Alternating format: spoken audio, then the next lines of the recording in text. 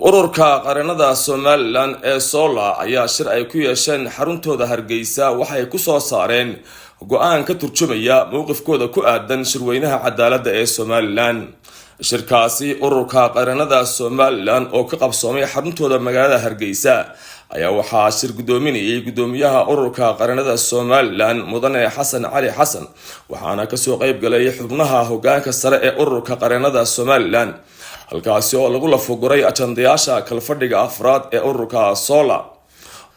dood iyo falanqeyn dheer kadib waxay ururku soo saareen go'aan ku aadan mowqifkooda shirweynaha cadaaladda ee Somaliland waxaanu dhignaa sidan: gudida hogaaminta ururka qaranada Somaliland ee Sola ayaa maanta oo ay taariikhdu tahay 1 bishii 11aad 2025 oo sabti ah waxay u fadhiisteen fadhigii afraad ee caadiga ahaa kaas oo ka dhacay xarunta guud ee ururka qaranada Somaliland ee Hargeysa waxaana ka soo qayb galay 12 xubnood oo ah gudida hogaaminta ee ururka.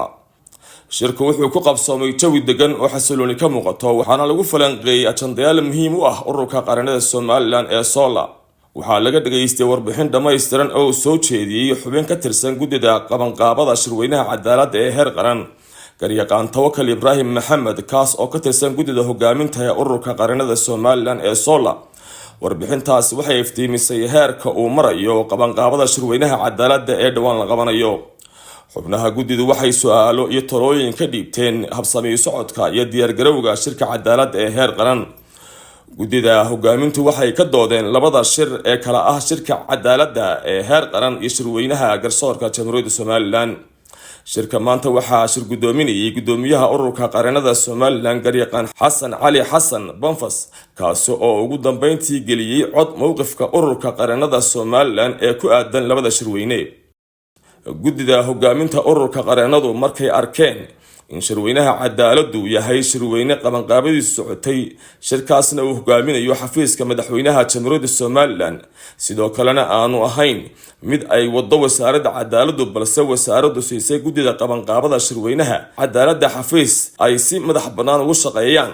markay arkeen in shirweynahan cadaaladdu yahay mid loo dhan yahay maadaama gudida qabanqaabada shirweynahani ay ka kooban yihiin dhammaan bahda cadaaladda oo kala ah garsoorayaasha maxkamadda sare ee Jamhuuriyadda Somaliland ururka qaranada Jamhuuriyadda Somaliland xafiiska xeeraarinta guud ciidanka booliska iyo ciidanka asluubta.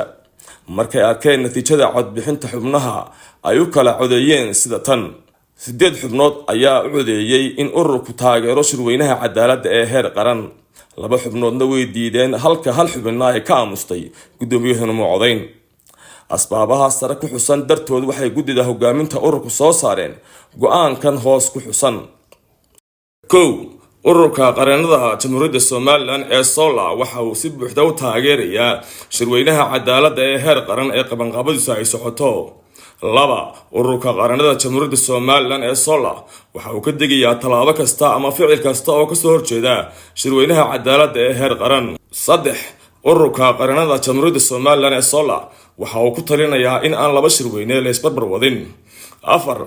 ururka qaranada Jamhuuriyadda Somaliland ee Sola waxa uu soo jeedinayaa in shirweynaha garsoorka lagu qabto waqtigiisa si waafaqsan xeerka nidaamka garsoorka. 5. ururka qaranada Jamhuuriyadda Somaliland waxaa go'aankan u faafinaya gudoomiyaha ururka. 6.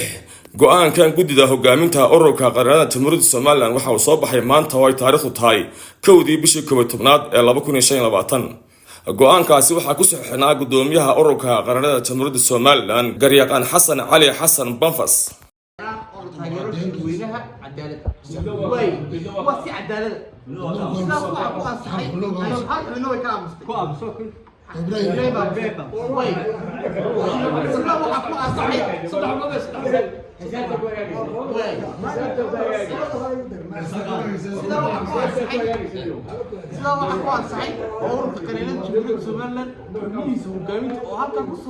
ay taageereen shirweynaha cadaaladda ee maanta socda.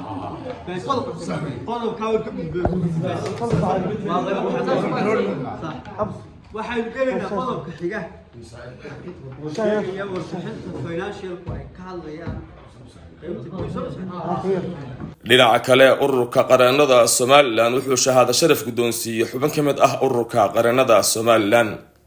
Cabdiraxmaan laba Salmaan waxa uu waxa uu mutaysta ama uu yaa laba qodob oo hormood ah wuxuu ahaa qofkii ugu horreeyey qofkii koowaad ee qaaraanka warka bixiyay waa number one ee qaaraankii bilaaha ninkii koowaad bixiyay sidoo kale wuxuu noqday xubinta keliya ee ilaa imika xitaa inteena boorka isaga inaga mudan marka xagga qaaraanka laga hadlayo ee sanad lacagtii qadimay wey marila jacaylkaa leeg marka waxaan ilaasla garay shahaado la siiyo oo guddoomiye guddoonsiiyo wuxuu ku mutaystay isagoo noqday qaaraanbixiyii ugu fiicnaa ee sanad qadimay qaaraankii ururka qaran sida xogeeyaha guud loo qeexay sidaa awgeed baa cabdiraxmaan guddoonsiina shahaadada shahaado sharafeed